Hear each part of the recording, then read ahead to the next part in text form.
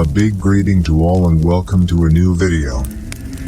Today you are going to hear a terrifying experience involving a firefighter who was fulfilling his tasks in the state of New Jersey. What happened to him was so horrible that he even accompanied him years later, until the day he died. Don't forget to leave your comment about this case. And if you haven't done it yet, subscribe to this channel and share it in your networks.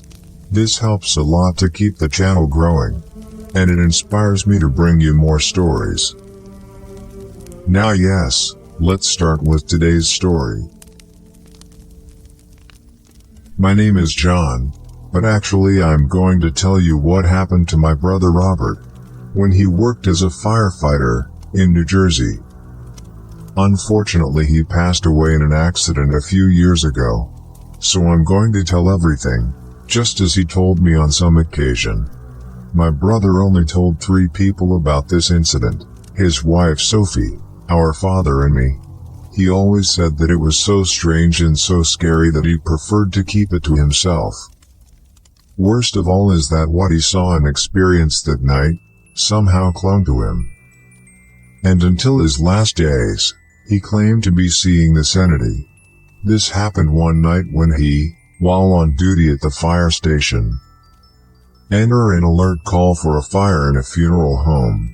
Apparently up to that moment, everyone was safe and no injuries were reported. They quickly got ready and in a few minutes they were already in front of this place. The building was on one level with a garage entrance that ran all the way to the back, where was an office. The fire broke out in the middle of a wake, and the cause was due to one of the candles lit near the coffin. Luckily no one was hurt, and all the people were already outside, both family members and funeral home staff. But the manager or owner of the place alerted a colleague of my brother about something. In the front room, where the fire was strongest, the body still remained of the person they were firing. Immediately the firefighters clarified that it was very risky to go in to get him out. The fire was too much, and it was not worth risking your life, even more so being of a person who was already passed away. But the manager insisted, telling them that deep down where was this office located?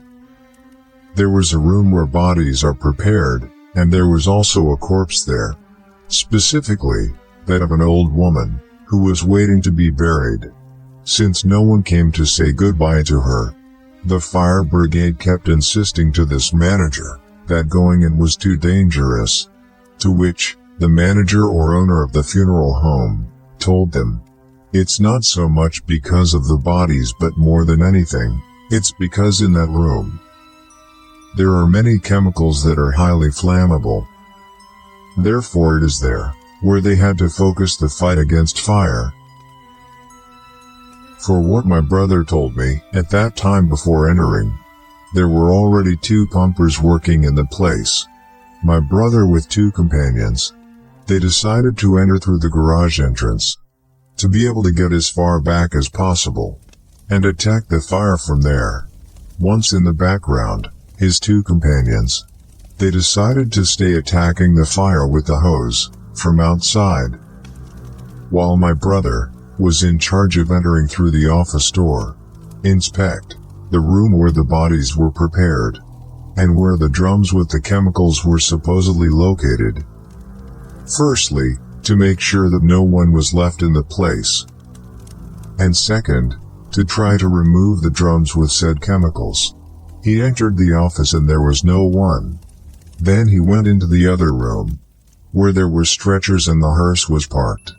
At that moment, the companions yelled at him to come out, because the fire had gotten out of control. He tried to hurry, even more so because the fire was gaining ground. He entered another room, and in turn passed through a 3rd door. This is where he finally entered the local morgue. When he entered, the first thing he saw, it was a coffin on some kind of table or tray with wheels. The drawer was closed. My brother looked everywhere while he shined his flashlight, since as a first measure, The fire brigade always tends to disconnect electrical consumption. Visualize many jars with liquids and some drums. But it was going to be impossible to get everything out. And even more, not knowing which were the flammable, he began to doubt whether or not to remove the body of this old woman. And this is where something happened that marked my brother's life forever. He approached the drawer to try to get it out, and while he analyzed how to get it out, I observed that on one side of the drawer, on another table, here was a sheet of paper where there were the personal data of this lady. The first thing he saw was her name. This lady was called Grace, which coincidentally was the same name as our maternal grandmother. My grandmother was always very attached to my brother, perhaps because of this, and because the owner of the place told her that no one had come to say goodbye to her. It was that my brother did not want to leave the body of this lady there. He hurried to try to move the hearse a bit, and pushed him because it was blocking his way. Then he went back to look for the drawer. While he told me all this, and with tears in his eyes, he told me that the fear that passed, in those seconds that followed, was so much that, for days, he could neither eat nor sleep. When he grabbed the tray to push the drawer, he felt something grab his arm very, very hard. In that instant he released everything, and he took a few steps backward, one with the flashlight, and saw very clearly and very close to him, to a lady, standing and looking at him. Robert froze, not knowing what to do. And in this, the lady smiled at him, in a very frightening way and said, "Welcome, dear." After this he heard another noise, which took him out of that kind of trance in which he was. He saw that one of his companions was entering his search. He returned to illuminate where the lady appeared, but there was no one anymore. His classmate insulted him because they were calling him out loud.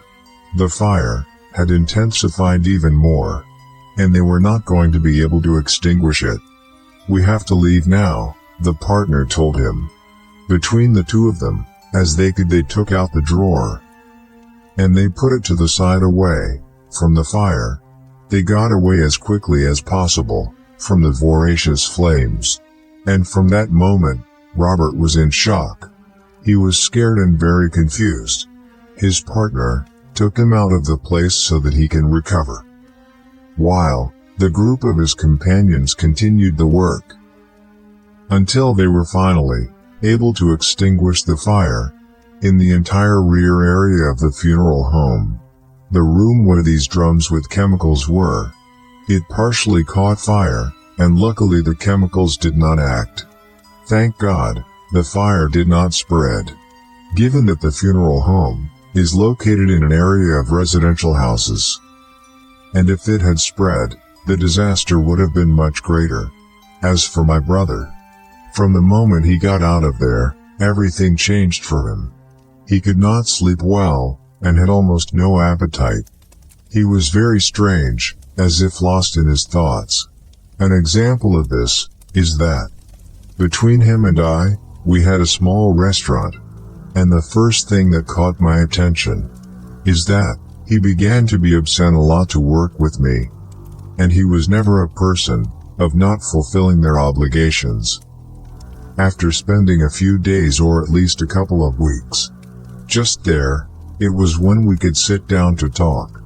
He told me about what happened to him at the funeral home, and all that he was suffering after the days after the fire. Every time he tried to sleep, he dreamed of this lady.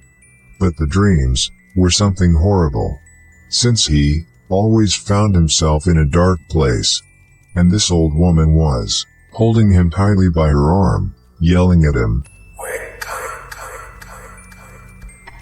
He would wake up, and it was very difficult to get back to sleep.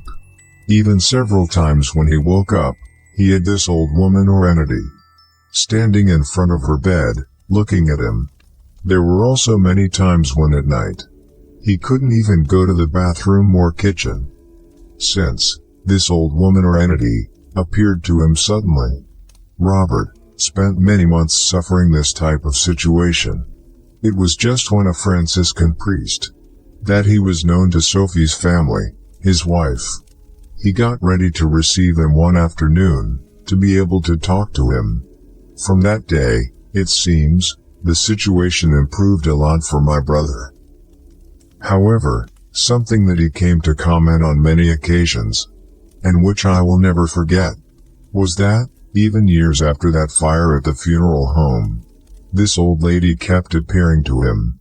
But now he wasn't so afraid of her anymore. What he also told me was that tingling and itching sensation right on his arm, where they had grabbed him that time at the funeral home, did not go away and always came back. A few days after the fire, my brother tried to find out something about this lady. At the funeral home, they gave him some information, and thanks to this he came to find this woman's house, where apparently there was no one, but a neighbor told her that this lady named Grace hadn't seen her for a long time, and she never had a good relationship with the neighbors. She was not a kind woman, and much less a good person. And in the area, or at least the neighbors, they believed that she did witchcraft. She had no other relatives than a single son, with whom she cut the relationship completely, and he never came to see her again. This woman was found dead by the complaint of the neighbor next to his house, apparently because of the putrid smell that emanated from the house. She had already been dead for a few days. My brother, because of what he told me, he never established communication with this entity. He never knew what he wanted, and neither what was he referring to when he said, "Welcome." The only thing I hope is that today my brother is resting in peace. Leave me your comment to know what you think about this case. What do you suppose this entity wanted? And why did this happen to Robert when he entered that morgue?